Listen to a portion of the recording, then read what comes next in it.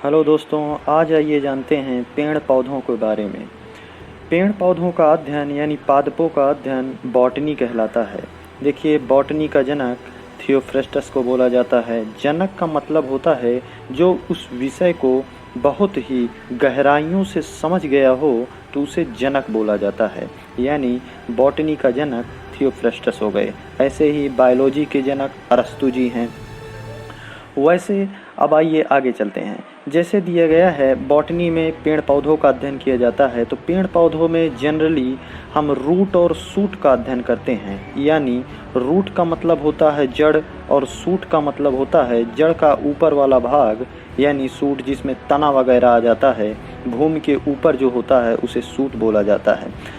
जब हम जड़ से शुरुआत करते हैं तो समझते हुए सूट पर चलेंगे और अपने आप सूट में जो पत्तियां होती हैं, जो फल होते हैं, उसको समझते हुए हम पेड़ों का बाहरी अध्ययन अपने आप कर लेंगे। वैसे जो पेड़ पौधों का बाहरी अध्ययन होता है उसे मॉर्फोलॉजी कहते हैं, एक टेक्निकल भाषा है। देखिए, बॉटनी में जब आप टेक्निकल भाषा को पकड़ेंगे तो बॉटनी अपने आप समझ में आने लगेगा।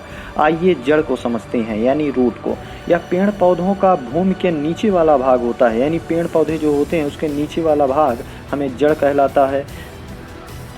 जड़ का शुरुआत मुख्य रूप से मूलांकुर से होता है। इंग्लिश वर्जन इसका रेडिकल पार्ट होता है, यानी रेडिकल इंग्लिश में बोला जाता है। यानी मूलांकुर से ही जड़ शुरुआत होता है। मूलांकुर में क्लोरोफिल नहीं पाया जाता, जिस कारण यह हरा नहीं होता है। क्लोरोफिल के कारण कोई भी चीज़ हरी दिखाई देती है, जैसे पत्तियां हरी दिखाई पड़ती हैं। किस कारण? क्लोरोफिल के कारण हरा दिखाई देता है। देखिए, जो रूट होता है वो मुख्य रूप से रोम द्वारा, देखिए रूट में हल्का हल्का रोम निकला रहता है। आप इस फिगर के माध्यम से, इस चित्र के माध्यम से आप रूट के रोम को समझ सकते हैं, यानी रूट के आकार को आप बेहतरीन ढंग से एनालाइज कर सकते हैं। जैसे इस जड़ को निकालने के लिए पतला रेशा होता है, उसे ही मूल रोम बोला जाता है।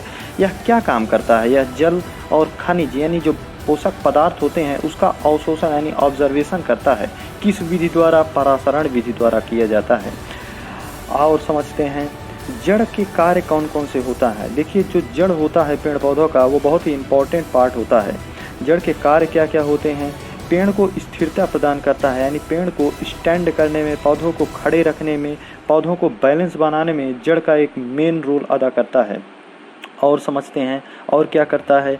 भोजन का संग्रह करता है, यानी भोजन को ग्रहण करके उसके विभिन्न पार्ट को अन्य ऊर्जा के माध्यम से पेड़ पौधों को संचारित करता है, ताकि पेड़ पौधे का जो इम्यून सिस्टम है और जो उसमें खाद्य पदार्थ का अवशोषण है और जो ऊर्जा है वो बनी रहे।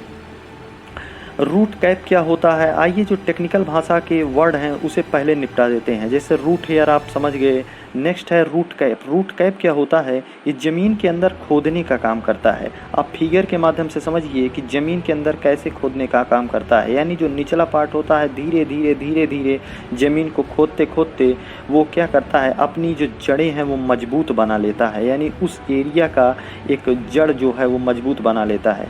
और बेसिकली जड़ टू टाइप के होते हैं। जड़ कैसे टू टाइप के होते हैं? जो मेन पार्ट होता है उसे आइए समझते हैं। जड़ का जो मुख्य भाग होता है उसे टैप रूट बोला जाता है और दूसरा पार्ट एडवांटेजियस रूट बोला जाता है। देखिए, जो टैप रूट होता है यानी मूसला जड़ जो होता है वो ज़मीन के अंदर होता है और वर्ष भर पेड़ से ये वर्ष भर जुड़ा रहता है, और इसे काट देने पर क्या होता है? पेड़ हमारा सूख जाता है। यानी ये पेड़ का मुख्य भाग मान सकते हैं आप। कुछ समय पश्चात पेड़ गिर भी सकता है। अगर इसे आप जैसे ही काट दें कुछ समय पश्चात ये पेड़ गिर जाए, क्योंकि पेड़ सूखने के पश्चात पेड़ में उतनी शक्ति नहीं रहेगी और पेड़ धराशायी हो जाएगा। एग्जाम्पल के माध्यम से मूसला जल को समझ जाते हैं। देखिए, जैसे आम का पेड़ हो गया, नीम का पेड़ हो गया, गाजर हो गया, सलजम हो गया, ईटीसी जितने भी आदि आते हैं, मूसला जड़ को आप विभिन्न प्रकार से फिगर के माध्यम से अध्ययन कर सकते हैं। और समझते हैं एडवांटेजियस रूट किसे बोला जाता है। देखिए, जो एडवांटेजियस रूट होता है यानी अपस्थली इसे हिंदी में बोला जाता है। इंग्लिश वर्जन आप समझिए, जल्दी समझ में आ जाएगा। देखिए, एडवांटेजियस रूट क्या होता है? एडवांटेजियस रूट वो होता है जो जड़ भूमि के ऊपर होता है, यानी हल्का सा ऊपर। आप फिगर के माध्यम से समझिए, ये जो ऊपर होता है ये वर्ष भर पेड़ वृक्ष से नहीं जुड़ा रहता। इसे काट देने पर वृक्ष पर कोई विशेष प्रभाव नहीं पड़ता। आप इसे काट दीजिए, कोई फर्क नहीं पड़ेगा। इसे आप द्वितीय मूल भी कह सकते हैं, यानी एक दूसरे प्रकार का जड़ कह सकते हैं। सकते हैं। इसके एग्जाम्पल आप फिगर के माध्यम से समझिए, यानी चित्र के माध्यम से समझिए, और ऐसे ही समझिए। डहेलिया आप देखे होंगे, गन्ना का पेड़ देखे होंगे, वृक्ष बांस का समझ सकते हैं आप, पीपल का वृक्ष समझ सकते हैं, बरगद, मक्का, रबड़। इस प्रकार के जो वृक्ष होते हैं वो एडवांटेजियस रूट के हिसाब से निकले होते हैं, अलग अलग। देखिए जब आप अध्ययन करेंगे तो उसके रूट देखिए बाहर से ही नीचे की ओर आते हैं। जैसे बरगद का पेड़ आप एनालाइज कीजिए तो नीचे की ओर ऐसे आकर क्या होते हैं, लटके हुए रहते हैं।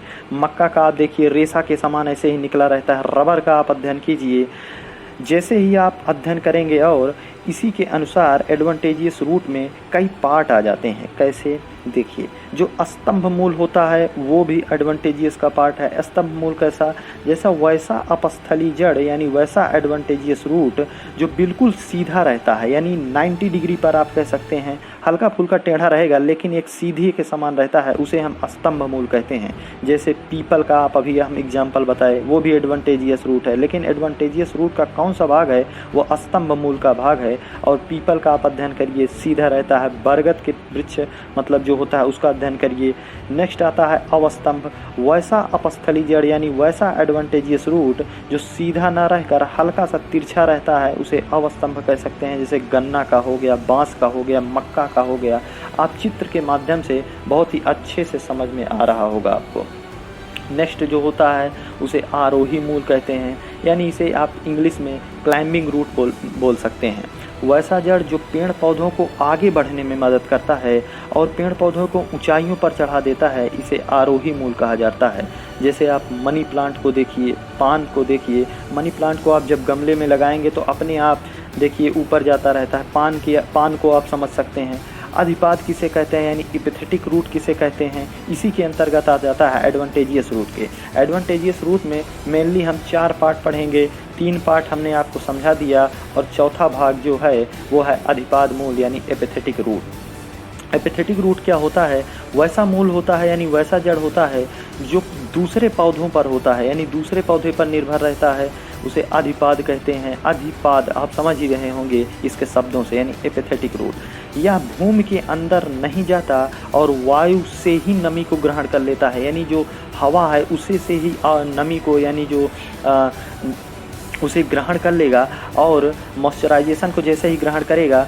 और इस प्रकार के पौधे की कौन सी कैटेगरी में आते हैं, जैसे आप बेलामेन ऊतक को समझ सकते हैं। फिगर हम आपको चित्र दिखा रहे हैं, आप चित्र के माध्यम से ही समझिए। और ये वायु में रहते हैं, मतलब ऊपर ही रहते हैं, अतः इन्हें वायुवीय मूल भी कह सकते हैं आप।